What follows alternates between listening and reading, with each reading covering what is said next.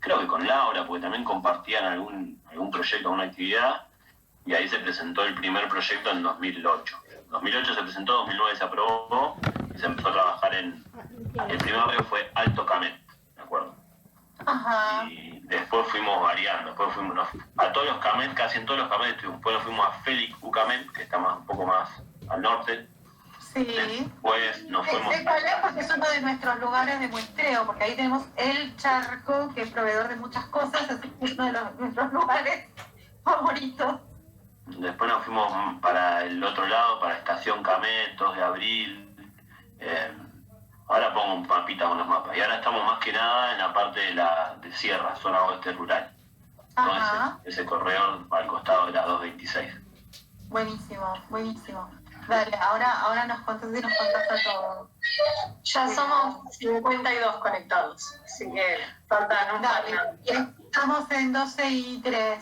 Dale, arrancamos, porque acá hoy van a charlar mucho dos personas que charlan mucho. Entonces, nos vale que arranquemos, no vamos a terminar a tiempo. Sí, yo charlo mucho. Y quise reducir las primeras, pero no puedo. Pero las voy a pasar rápido, prometo. No, hay que también. La que vas a tener problemas con la Sole, que se va a enojar, porque ya el otro día no le dieron lugar. No, ya arreglamos. Media hora. Yo tengo media hora. Tengo que reliquearlo en media hora. Así.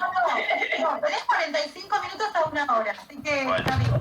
Así que nada, más vale que... Sí, culpa de Sole.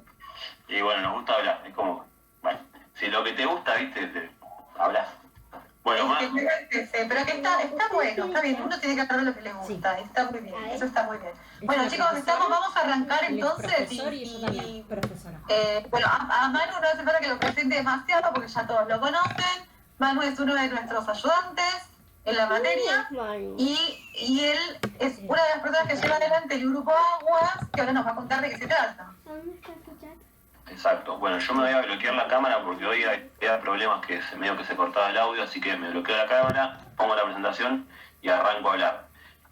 La idea es, al final, hacer las preguntas. Si hay alguna duda muy particular, me cortan, pero así no nos queda alguna filmina ahí dando vueltas. Bueno, arranco.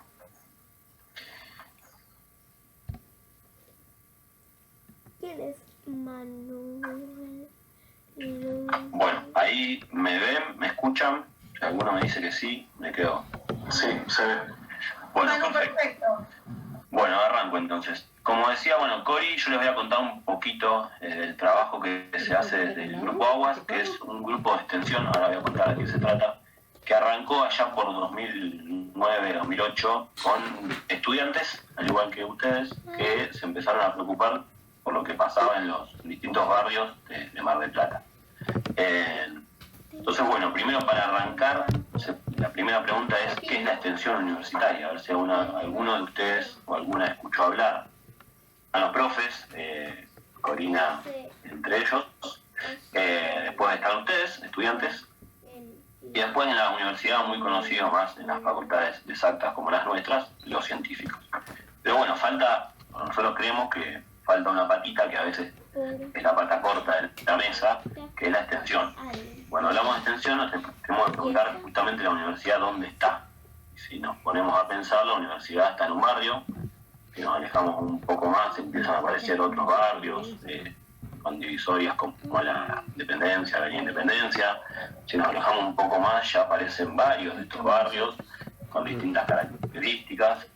Y si nos alejamos aún un poco más, ya empieza a parecer que Mar del Plata está en una zona, que la podemos decir como el suroeste de la provincia de Buenos Aires, que además se caracteriza por tener el segundo cordón frutícola, por ejemplo, del país. Es decir, que estamos inmersos dentro de la sociedad, dentro de la comunidad, y eso de alguna manera nos determina.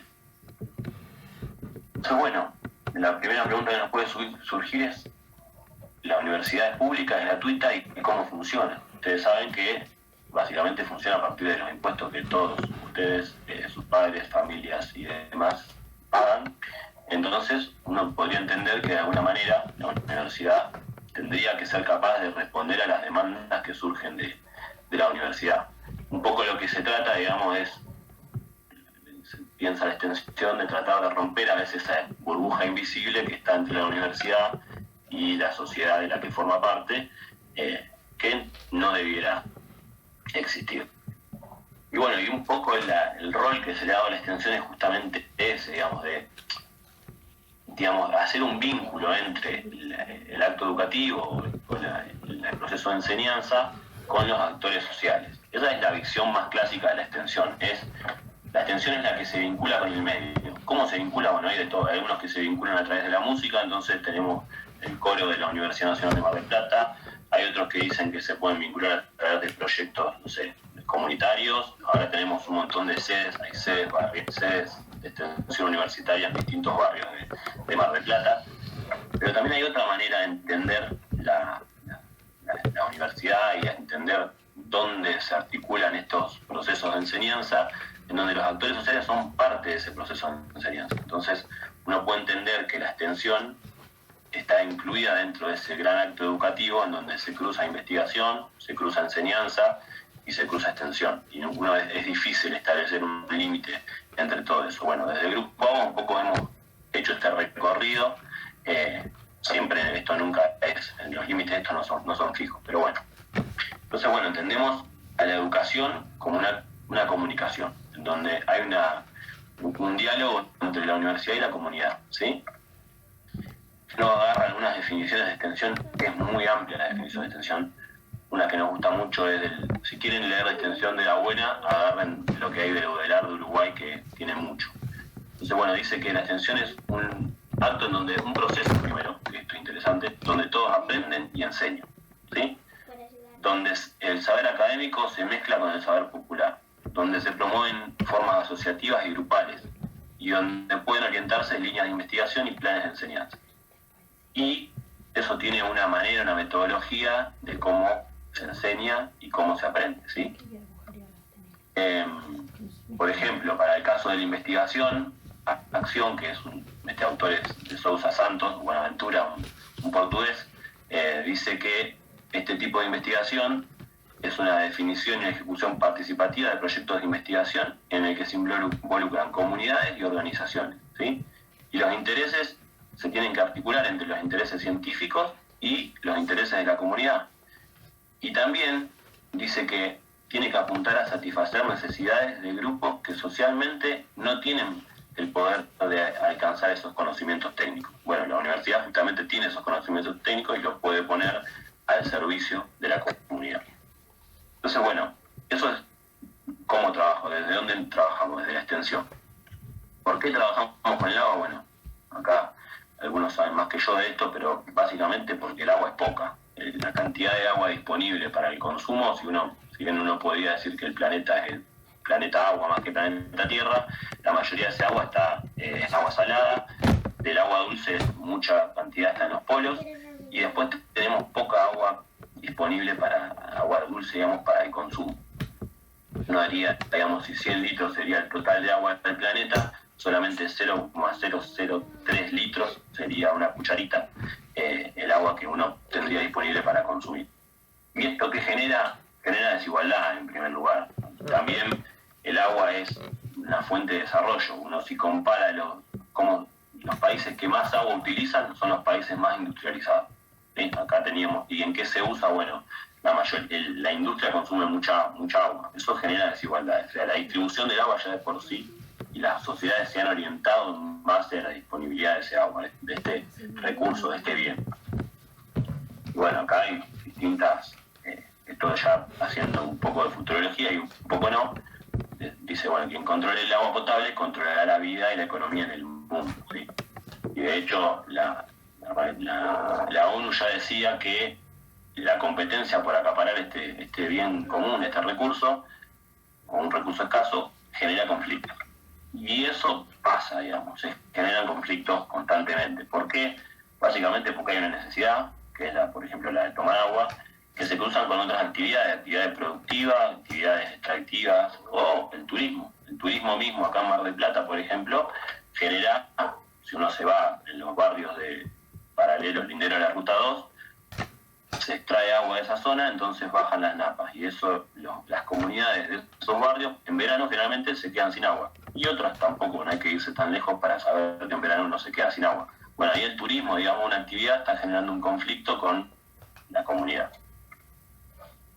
Acá se plantea una dicotomía, ¿cómo entendemos el agua? Si lo entendemos como un recurso natural, ¿sí? Que es, en general, la manera en que uno se refiere a un recurso. Bueno, un recurso implica, más allá de una palabra, un montón de definiciones, porque cuando uno habla de recurso es algo que puede venderse, que puede comprarse, o se puede pensar el agua como un bien común, ¿sí? Como un derecho, como algo que es indispensable para la vida, pero que además tenemos que asegurar que las generaciones que vienen detrás nuestro puedan asegurarse ese derecho, ese bien. Esto ya está planteado por la ONU. La ONU en 2010 define que el agua potable y el saneamiento son derechos, ¿sí? Son esenciales para la vida, ¿sí? Esto ya es como que está un poco fuera de discusión, pero implica un montón de cuestiones. Y cuando hablamos de agua potable, ¿de qué hablamos? Bueno, hablamos de agua que es apta para consumo, es decir, que no representa un riesgo para la salud, ¿sí? Y en general uno cuando habla de agua potable se rige por normas de calidad que puede establecer cada país. En nuestro caso, la norma, digamos, que rige es el Código Alimentario Argentino, que voy a hablar un poquito más adelante. ¿No?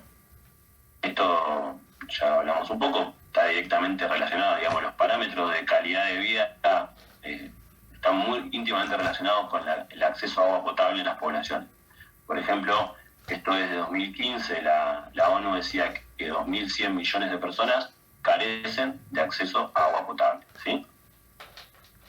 Y esta es la gran pregunta que yo les hago, que yo creo que a esta altura ya la debieran saber, pero ¿de dónde proviene el agua que tomamos en Mar del Plata? La que toman ustedes cuando hablen, si viven, digamos, dentro del ejido urbano, o también la que toma cualquiera de los vecinos, digamos, de los barrios periféricos de Mar del Plata.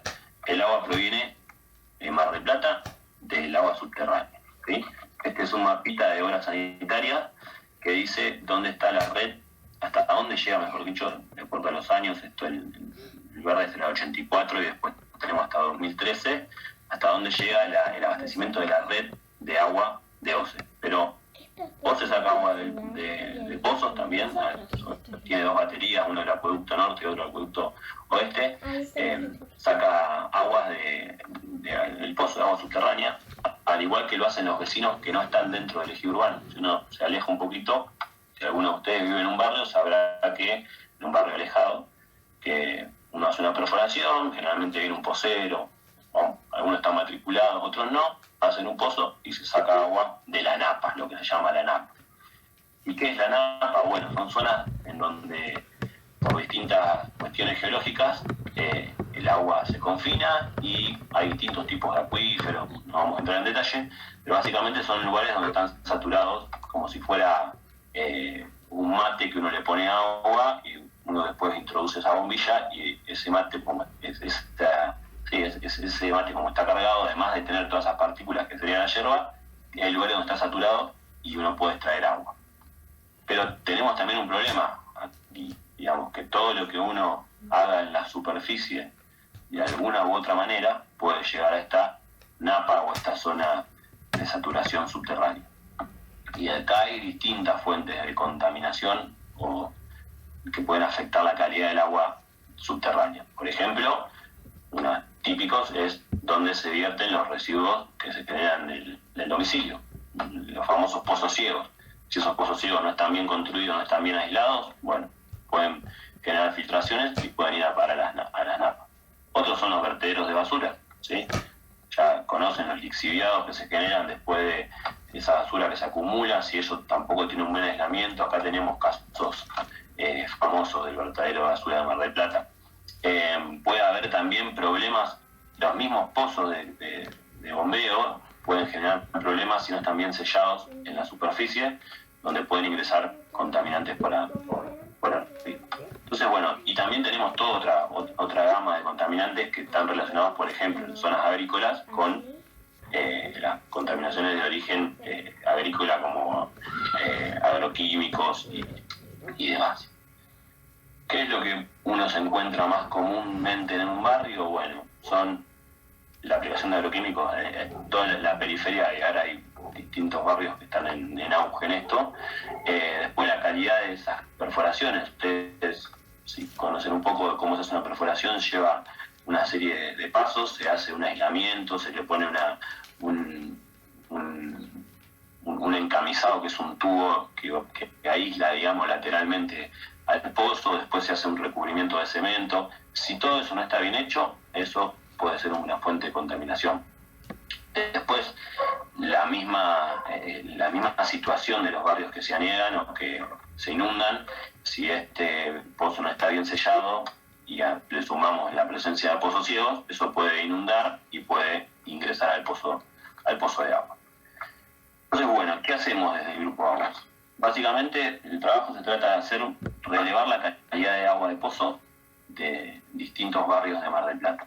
¿Qué hacemos? Básicamente, dos tipos de análisis: microbiológicos, que es lo que le voy a hablar ahora, y químicos. Dentro de químicos, acá solamente mencionamos nitratos, pero también hay agroquímicos y otros. Y como les decía, el parámetro de referencia lo da el Código Alimentario Argentino, que ya van a escuchar hablar, que ya no escucharon, que para el caso de lo microbiológico establece 4 parámetros. Pero hay muchos más. Yo solamente en esta presentación les voy a hablar de las características microbiológicas, pero para contaminantes orgánicos, por ejemplo, tenemos todos estos, y así con otros más. ¿Qué es lo que hacemos primero? Se toma la muestra, vamos a los distintos barrios, generalmente nos ponemos en contacto previamente con los vecinos y hacemos un protocolo para la extracción de la muestra. ¿Qué es lo que implica este protocolo? Que no se nos contamine la muestra y poder testear justamente lo que pasa en el agua de esa familia. Y finalmente a lo que recurrimos, que es lo mismo que dice el código, son organismos indicadores, ¿sí? Yo les voy a hablar muy rápidamente, esto lo van a ver en más profundidad en el práctico que viene. Se utilizan distintos tipos de organismos que tienen características y nos permiten, digamos, indagar acerca de la fuente de contaminación. Por ejemplo, el Código Alimentario Argentino dice que tiene que haber una determinada concentración de bacterias aerobias mesófilas. BAM, ya escucharon hablar de las BAM. Esto da una medida de la calidad higiénica del agua, ¿sí? Después dice que no tiene que haber presencia de pseudomonas aeruginosa. También ya escucharon hablar de esta. Esta directamente dice que no tiene que estar. ¿Por qué? Bueno, porque esta bacteria es causante de algunas enfermedades, que es oportunista y es resistente a algunos tipos de tratamientos del clorado, por ejemplo. Después tenemos otro grupo de bacterias coliformes, que también ya les han escuchado hablar, que tienen ciertas características, y si nos vamos a la clasificación, digamos, la que más conocida de todas es E. coli, pero digamos uno lo que va haciendo en una marcha microbiológica para coliformes es ir aproximándose a este indicador por excelencia que es E. coli. Y bueno, justamente si uno encuentra E. coli quiere decir que hay presencia de coliformes fecales y hay contaminación de origen fecal. No todas las coliformes son fecales, pero si uno encuentra E. coli y confirma la presencia de E. coli, está diciendo que ese agua está contaminada por contaminación fecal. Y hacemos una marcha microbiológica. Esto es lo que se hace de rutina en un laboratorio que estudia agua. Básicamente estos 4 parámetros se van haciendo en distintos días. Nosotros lo hacemos porque todo lleva, ustedes saben, una incubación, y lo que se va haciendo es pasar de esa gran tribu, digamos, de enterobacterias a la búsqueda de E. coli. Entonces uno va pasando por etapas presuntivas, etapas confirmatorias, y finalmente confirma la presencia o no de E. coli. Acá le puse lo que hacemos día por día, son diferentes métodos, algunos ya lo vieron ustedes: placa vertida, para BAM, ya lo conocen. En caso de pseudomonas se hace un enriquecimiento previo en el caldo nutritivo, y después se utiliza para el caso de las coliformes y para E. coli el número más probable, que también lo han escuchado hablar. Entonces lo que uno va haciendo es haciendo pasajes a distintos medios cada vez más específicos para poder confirmar, en este caso, la presencia de E. coli. Entonces, bueno, el primer día se hace una siembra en todos estos medios, después, en el caso de las BAN, ya directamente se cuentan y ahí lo referenciamos a mililitros por cantidad de mililitros. En el caso de la pseudomonas se siembra en un arque específico que se llama cetrimida y se va transfiriendo los tubos positivos. Si se acuerdan, en el caso de el número más probable para coliformes, para que sea positivo tiene que tener gas y tiene que tener turbidez, ¿sí? Entonces lo que uno va haciendo es pasando de un medio que se llama sulfato, lo pasa a un medio que se llama verde brillante bilis, y finalmente lo pasa a un medio que se llama EC, y a un medio SIM, que también ya no han escuchado hablar. Y con esos resultados, para cada una de las etapas, lo que a nosotros nos interesa en realidad, el Código Alimentario Argentino dice coliformes totales. En esa etapa lo que uno busca es el número más probable y tiene que ser menor o igual a 3. Esos son algunos de los resultados. Ahí les decía, coliformes totales tiene que tener, para que sea positivo, burbujita en la campana de Durkheim, y tiene que estar turbio. Coliformes fecales se busca en otro medio que se llama en otro caldo verde brillante bilis. Pseudomonas se busca en una agar deprimida, y E. coli se confirma en medio SIM con la reacción de, ¿se acuerdan del reactivo de Ehrlich con silón? Si encuentran un halo rosa, eso indica presencia de E. coli. Bueno, algunos de los barrios en los que trabajamos, estos son algunos. Primero les dije, arrancamos por la zona norte, el barrio Estación Camet, después nos fuimos a Félix Ucamet, estuvimos algo en el sur, Las Dalias y otras Villalurdes, al sur. Perdón, Las Dalias no, Villalurdes quise decir. También estuvimos en la zona actualmente, digamos, estamos en la zona de el pueblo Camet, que es ruta 2, y acá se me fue el mapa, pero la última zona que estamos trabajando es la zona oeste rural, la zona de Sierra de los Padres, digamos, lindera la ruta 226. ¿Y qué hacemos? Bueno, les voy a contar solamente lo de lo último, de la SOR, que es la zona oeste rural. Básicamente lo que se han hecho fueron campañas, distintas jornadas de capacitación en las que se habló, por ejemplo, desde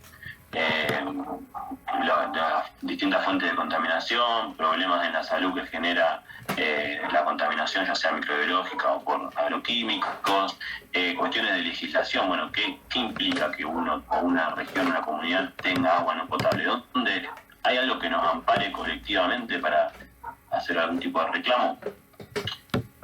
Se han hecho mapeos colectivos de las problemáticas en los barrios. Acá se han detectado zonas que se inundan, por ejemplo, en esta zona, entonces uno puede decir que acá hay un riesgo mayor por lo que estuvimos hablando.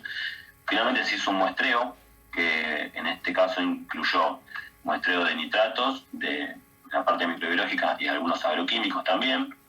Y después se hicieron jornadas de devolución de resultados y discusión, ¿sí? Entonces estuvimos en distintas sociedades de fomento, en escuelas, otra sociedad de fomento es esta, presentando básicamente los resultados que nos arrojaban que de las 89 muestras, por ejemplo, tomadas en esta región, el 72% fueron no potables, ¿sí? Acá tenemos resultados de nitratos, y lo que encontramos para microbiológico, que es lo que nos interesa acá, lo que generalmente uno se encuentra es que el grupo que excede los parámetros son las coliformes totales. En general, encontramos también presencia de coli y de pseudomonas, pero el parámetro que más se pasa es el de coliformes. Entonces, bueno, acá la pregunta un poco que surge después de todo esto, y que nos hacemos a los vecinos y a ustedes también, es, bueno, ¿qué se hace? Digamos, ¿qué hace uno cuando se encuentra con estos resultados? Ahí lo que nosotros entendemos, que a lo que apelamos, es a generar organización y conciencia en la comunidad. Que, digamos, primero que sepan qué es lo que está pasando. Entendemos que el agua es un derecho y que hay que hacerlo respetar, justamente. Después, informar sobre algunas medidas paliativas. Uno puede decir, bueno, si tengo el pozo más bien construido, ¿se puede mejorar? Sí, se puede mejorar. Pero también hay una problemática que excede lo individual, porque muchas veces, por ejemplo, en este caso, este es el barrio Félix Ucamet, es un barrio que está muy sobre la ruta, donde la intrusión salina, por ejemplo, genera problemas. Entonces, si uno quiere hacer un pozo muy profundo, seguramente va a encontrar agua salada que no se puede tomar. Entonces ahí empiezan a generarse soluciones, a gestarse soluciones colectivas, en donde la comunidad misma, digamos, hace un reclamo. En este caso lo que se hizo fue llamar a Obras Sanitarias, que justo estaba haciendo una obra ahí cerca en el emisario submarino, y se logró para este barrio que se instale una red para parte del barrio. Eso sigue en construcción. Lo mismo ha pasado en el 2 de abril y en otros lugares en los que hemos trabajado, y básicamente lo que entendemos que esta problemática no es de una sola persona o de un solo vecino, sino que generalmente es una problemática de la comunidad. Bueno, yo lo hice medio rapidito, hablé rápido, media hora justito, pero la idea era que ahora ustedes hagan algunas preguntas. Acá tienen algunos medios de comunicación, el Facebook, que es el que yo uso, Instagram no tengo, y el mail, que hay gente grande como yo que lo sigue utilizando. También creo que hay Twitter, que no sé ni de qué se trata, y bueno, canales de YouTube y esas cosas que ustedes utilizan. Así que el grupo AGUA desde ya que es abierto, el que le interese, quiera participar, está más que invitado, solo se debe contactar, y ahora en pandemia las reuniones generalmente son virtuales, pero bueno, ahora tienen ustedes, si tienen alguna pregunta que quieran realizar, o bueno, alguna, Cori o alguno de los ayudantes.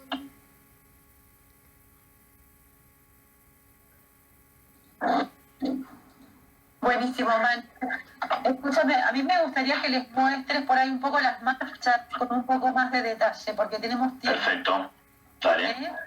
Porque, sí, bueno, no hay problema. ¿qué implica la toma de muestra? Eso es súper importante. Y después, ¿qué hacemos con esa muestra? ¿Sí? Sobre todo, bueno, ahora en esta situación, y a partir de ahora, un poco el enfoque del examen final es más aplicado, ¿sí? Por supuesto nos interesa la base teórica de los conocimientos que ustedes adquirieron, pero es muy importante esto, si ustedes que se pongan ustedes en el lugar de un microbiólogo que está en un laboratorio y que tiene que llevar un trabajo adelante. Bueno, ¿qué hago? ¿Qué es lo que tengo que hacer? ¿Tengo que tomar una muestra? Bueno, ¿qué tipo de muestra?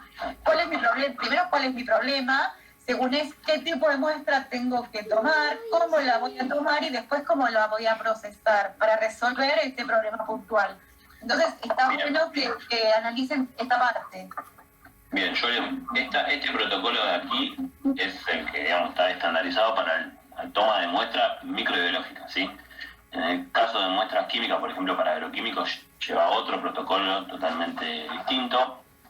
En general, lo que uno quiere asegurarse, o sea, lo que está hablando ahí Corina, es el objetivo. Bueno, el objetivo es saber si la muestra de agua de ese vecino es potable o no, ¿sí? De acuerdo a estos parámetros que hablamos recién del código alimentario. Para eso tenemos que asegurarnos que estemos tomando una muestra de agua de esa canilla, de ese pozo, y no que sea, por ejemplo, algo que esté en el pico de la canilla, o que, no sé, uno pueda contaminar en el camino. Entonces, lo primero que uno se asegura es tener un envase o un frasco que esté limpio. ¿Cómo se limpia? Ustedes vieron distintos métodos de esterilización y la importancia de la esterilización. Generalmente lo que uno se acerca es, acá utilizamos las botellas de Gatorade, que tienen un volumen adecuado. Eso se esteriliza previamente, se esteriliza la botella de Gatorade, y por otro lado se esteriliza la tapa, porque tiene elementos de plástico, entonces eso se esteriliza en autoclave y la botella se esteriliza en el horno de esterilización. Y con esa botella, digamos, estéril, se acerca a tomar la muestra. Otra cuestión, bueno, la digo después. Entonces, primero lo que uno hace es asegurarse que esté tomando la muestra del lugar que quiere. Lo ideal es tomar la muestra de la primer canilla que sale del pozo, ¿sí? Generalmente uno tiene una bomba de extracción, hay unas bombas que son sumergibles, otras que están en la superficie, y generalmente ahí hay una canilla. Hay casas o domicilios en las que no hay, entonces uno se va a la canilla del baño o a la canilla de la cocina. Entonces, ¿qué hace? Deja correr, primero saca todo lo que pueda tener algún tipo de contaminación. Hay canillas que tienen elementos de plástico, o algunos le ponen una manguerita para que no se escape el agua. Bueno, todo eso se saca, ¿sí? Se quita. Después se deja correr el agua, porque nosotros queremos ver lo que está pasando en el fondo del pozo, no en la cañería. Entonces se deja correr el agua 2, 3, 5 minutos, y después lo que se hace es un flameado, sería una desinfección, una esterilización por calor, con una varilla de alambre y con algodón en la punta embebido en alcohol. Entonces lo que uno hace es flamear esa canilla, el pico de esa canilla, ahí hay que tener cuidado si es una canilla de metal o no. Y lo que hace es pasar un hisopo con algodón. Después abre la canilla y deja correr el agua y hace una toma rápida, o sea, acerca rápidamente esa botella estéril, toma la muestra de agua y lo más rápidamente posible, sin tocar el pico de la canilla, sin tocar nada, y vuelve a cerrar. Y finalmente, lo que tiene que asegurar es que esa muestra llegue lo más, digamos, inalterada posible al laboratorio. Imagínense que estamos hablando de regiones bastante amplias en el territorio y un muestreo de agua puede llevar 2-3 horas, y lo ideal es que no esté más de 4 horas hasta que uno empieza a analizarla. Entonces, lo que se hace es colocar, digamos, esa muestra en una caja, puede ser de telgopor o algún otro tipo de transporte, refrigerada, con hielo, con geles refrigerantes. Eso es para la toma de muestra. O sea, este es un paso importante y fundamental. También uno siempre refiere a dónde tomó la muestra. Si yo tomé la muestra de, por ejemplo, la canilla de la cocina, que sé que previamente tuvo un paso por el tanque de agua, yo sé, a la hora de informar los resultados voy a decir, bueno, está bien, sí, te dio bien, te dio mal, pero ten en cuenta que tomamos la muestra de acá. O sea, la contaminación puede estar en el tanque porque puede haber que hace mucho que no lo limpiaste, puede ser que la contaminación, no sé, de hecho hemos encontrado en los tanques de agua de todo, digamos, materia fecal de pájaro, hemos encontrado algunos animales muertos, entonces puede venir de ahí. Entonces uno tiene que tener en cuenta dónde tomó la muestra y cómo la tomó. Después, lo que hablamos de los distintos, regimos por el Código Alimentario Argentino, ¿cierto? Establece 4 parámetros. Bacterias coliformes, ¿sí? Y dentro de esas bacterias coliformes tiene que haber un número más probable, que es el método menor a 3. Tiene que haber ausencia de coli, ausencia de Pseudomonas aeruginosa, y pone un límite de 500 unidades formadoras de colonia por mililitro, esto ya lo han visto, como máximo para una muestra de agua potable. Ahora les cuento qué pasa si ese parámetro se excede. Entonces, fíjense, son todos organismos indicadores, ¿cierto? Por ejemplo, las bacterias aloeas mesófilas, si uno encuentra estas bacterias y el resto de los indicadores da bien, uno lo que puede recomendar es que se haga una limpieza del sistema, del tanque de agua, de las cañerías. Se puede hacer una cloración del tanque y una cloración de las cañerías, porque estas bacterias están relacionadas a ese tipo de contaminación. Una mala calidad higiénica son contaminantes ambientales, digamos, las bacterias aloes. En el caso de Pseudomonas, bueno, ya tienen una implicancia sobre la salud, por eso se busca específicamente Pseudomonas. Bueno, en el caso del coliforme ya les hablé un poquito. La marcha, ¿cómo son las marchas? Uno entra, nosotros lo tenemos ordenado por día, ¿sí? Vamos a ir por día. El día lunes, por ejemplo, generalmente se hacen los muestreos ese día.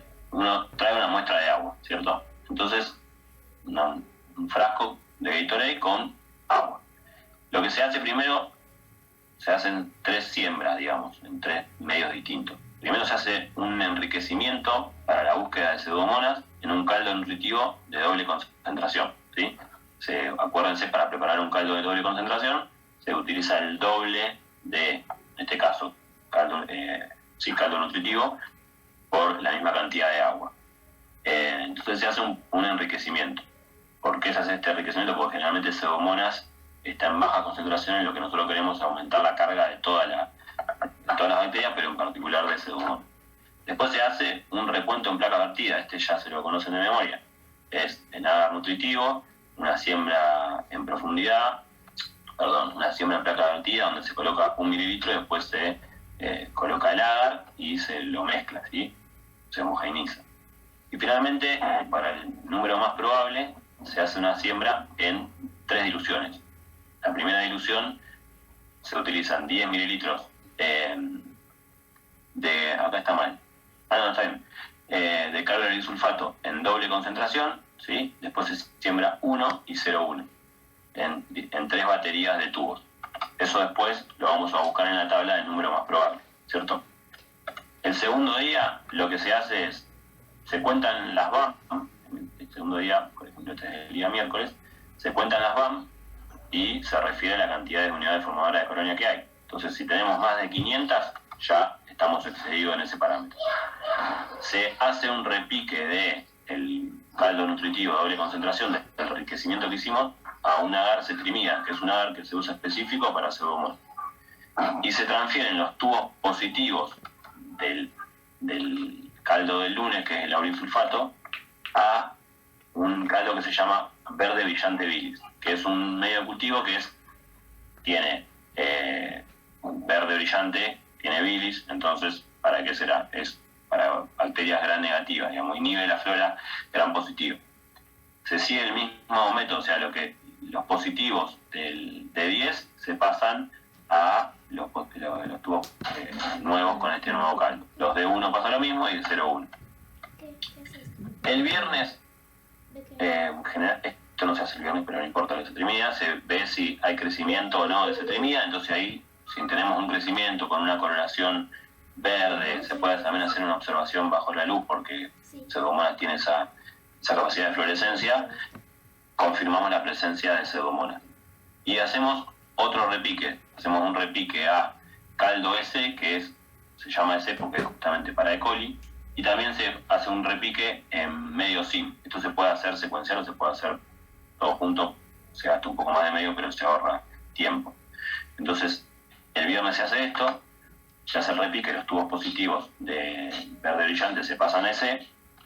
Y se hace un repique por punción. Este es un medio semisólido, el sim, ¿se acuerda? ¿Sí? Era para la movilidad, para el indol, para la producción de sulfuro. Y se hace un repique. Y el sábado, acá me falta, no está, pero el sábado lo que se hace es revelar estos tubos, ¿sí? Se le pone silol y se le pone reactivo de Ehrlich, ¿sí? Entonces, si uno encuentra la presencia de un halo rosa en este medio sim, digamos, confirma la presencia de coli. Y finalmente, todos estos resultados, a nosotros el que nos interesa en realidad es lo que pide el Código Alimentario Argentino es coliformes totales, ¿sí? Entonces nosotros vamos a referir el número más probable a presencia de coliformes totales. Entonces allí, a partir de los tubos positivos y negativos, entramos a esta tabla, que ya la conocen también, y si es mayor a 3, ya 4, decimos que es una muestra no apta para consumo. Y bueno, acá están los resultados, ya los vimos, ya también los conocen, digamos, para que sea positivo cualquiera de estos caldos para la marcha de coliformes, lo que se busca es turbidez en el tubo y presencia de gas. Esto quiere decir, la turbidez quiere decir que creció, en este caso, puede ser E. coli o puede ser algún coliforme. Y la presencia de gas es por la fermentación de la lactosa con producción de gas. Para Pseudomonas, generalmente lo que se observa es esto, una pigmentación verde, ¿sí? Y si uno lo pondría bajo luz UV se observan fluorescencia. Y para confirmar E. coli se hace la reacción de indol positiva con el reactivo de Ehrlich y el silol. ¿Algo más, Cori?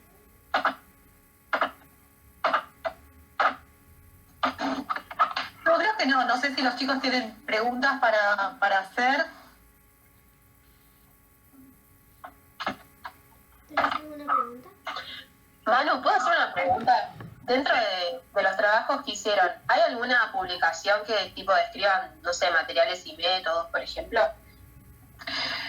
Yo eso me estaba preguntando, lo fui a buscar en la página del grupo y no está. Tenemos que ponerlo. Lo que pasa es que son tan de rutina estos Son conocidos. alimentos que se utilizan. Sí, uno agarra el Código Alimentario Argentino y te dice exactamente lo que tenés que hacer.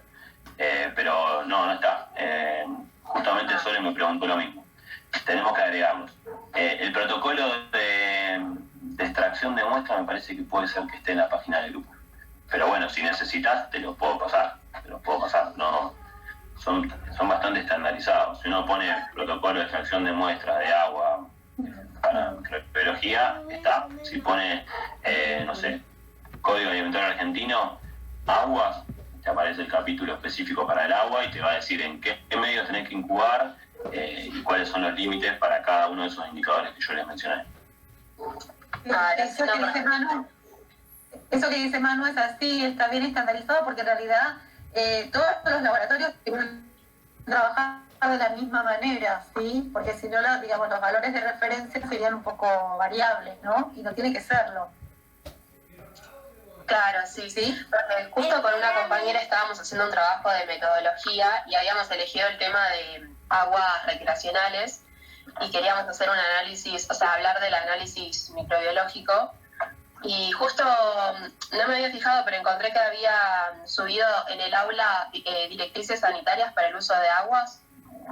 Eso... Pero las aguas tienen distintos parámetros, digamos. No es lo mismo para recreacional que para consumo. Esto estamos hablando de agua para consumo. Claro, tienen valores, para recreacional tienen valores más altos, digamos. No, se supone que no te lo vas a tomar. Ahí. Perdón, las directrices las subí yo y son para aguas recreacionales, agua dulce o marina, pero es como dice Manu, digamos, hasta los indicadores y la concentración de cada uno son distintos. Obviamente que para consumos es mucho menor lo que se pide, pero sí, lo que subí es del 2018, sí. Es que, chicos, es muy importante el objetivo, que es lo primero que dijo Manu. ¿Cuál es el objetivo? ¿Sí? Porque no es lo mismo el agua recreacional donde me voy a bañar, no es lo mismo el agua que voy a consumir como alimento, ¿no? Entonces, o si es una pileta, o si es un spa, o lo que sea. Entonces, cada tipo de agua, o cada material va a tener su normativa, y eso porque tiene un objetivo, ¿no? Entonces, según eso, bueno, los parámetros son diferentes. Por supuesto que para agua de consumo tiene que ser mucho más estricto. Lo mismo que para la toma de muestra, digamos. En el caso de la toma de muestra de agua recreacional, flamearlo va a estar complicado. Lo que se hace generalmente es buscar, digamos, una zona que sea representativa, se puede dar una determinada profundidad. También uno puede evaluar, digamos, a distintos... Bueno, tienen mucha más experiencia acá, Sole y Juli, no sé si está en ese tipo de muestras, de muestreo, ¿va? Es que depende de lo que estás buscando, por eso es tan importante el objetivo que vos tengas, porque si vos estás haciendo un trabajo ecológico, por ejemplo, y donde lo que querés es determinar los microorganismos que tenés en una laguna, bueno, será un tipo de muestreo que además dependerá de la profundidad, por las condiciones, y qué sé yo. Si es una situación particular, porque hay una mancha, no sé, un bloom, o una mancha de aceite o algo, y vos vas a estudiar ese evento particular, bueno, el muestreo va a estar dirigido a ese evento. Si es de agua de una canilla, bueno, y es súper importante lo que dijo Manu del tipo de canilla que vas a elegir, porque si hay un por medio, la recomendación es muy diferente. Entonces, es muy importante el objetivo y dónde se toma la muestra, porque eso es lo que va a dar idea de cuál es el resultado, qué significa el resultado que uno tiene en laboratorio, ¿sí? Y eso es lo más importante del trabajo. Claro. Gracias, profe. Y después, ya lo que es trabajo de laboratorio, ahí sí ya es lo mismo. Porque estás buscando los mismos grupos, digamos. Sí, o no. Claro, eso ya es Ay, perdón. En cuanto al trabajo de laboratorio, ¿la marcha, dicen? ¿Se refieren a la marcha? Sí. Sí, es lo mismo, pero, por ejemplo, para agua de consumo se hace el número más probable con 3 tubos, y para aguas recreacionales se usa la marcha del número más probable con 5 tubos. Entonces se usan tablas distintas para arribar a la concentración de coliformes totales o termotolerantes o Escherichia coli. Pero después la marcha es similar teniendo esas salvedades, ¿no? Para agua de consumo se busca Pseudomonas aeruginosa, que eso por ahí en agua para uso recreacional nosotros no lo buscamos, pero en sí es lo mismo, sí. Sí, también tengan en cuenta que uno, no sé, si está haciendo quiere hacer un muestreo cerca de, no sé, el emisario submarino, por ejemplo, no vamos por un ejemplo, ahora no, antes cuando se tiraba directamente, digamos, al mar, uno ahí espera encontrar una concentración alta, entonces por ahí generalmente puede recurrir a algún tipo de dilución. En agua subterránea uno espera, las concentraciones generalmente nunca van a sobrepasar, o sea, esto de 500 que ponen ahí, fíjense que para van pone como máximo 500 porque es raro, uno encuentra generalmente cargas muy bajas, al menos que tenga algo que esté pasando realmente en el circuito, digamos, de distribución, encuentra pocas van en el agua subterránea. Está todo bien hecho, digamos, no espera encontrar eso allí. Entonces, por ahí lo que uno recurre es a diluciones, en el caso de agua recreacional o en el caso de agua, no sé, de un arroyo que tiene una descarga de un cloacal clandestino. No quiere saber si hay contaminaciones. Bueno, si nos manejamos dentro de los límites de cada método, tenemos que saber que si nos pasamos de determinada cantidad de 250, no nos vamos a poder contar. Profe, yo tengo una pregunta. En el caso de agua para consumo, dependiendo de lo que encuentres, digamos, en la muestra, ¿se puede potabilizar de alguna forma? Porque no sé, me imagino que no todos pueden comprar agua para tomar todos los días.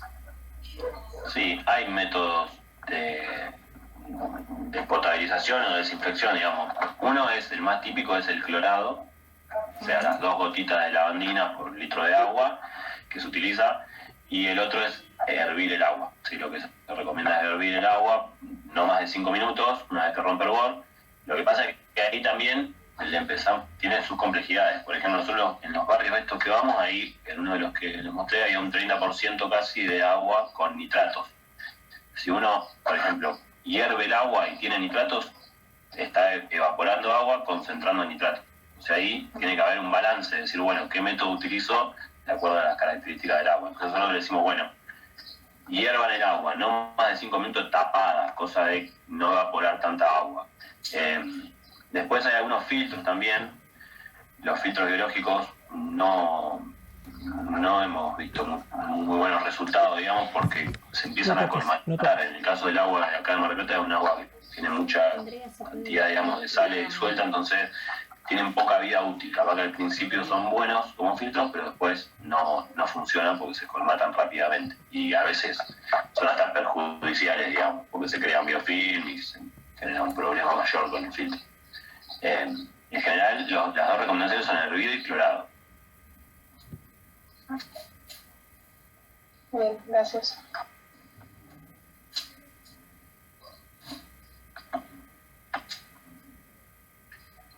Bueno, no sé si tienen alguna duda más. Les conté muy rápidamente. Después me di cuenta que hablé media hora. Rarísimo.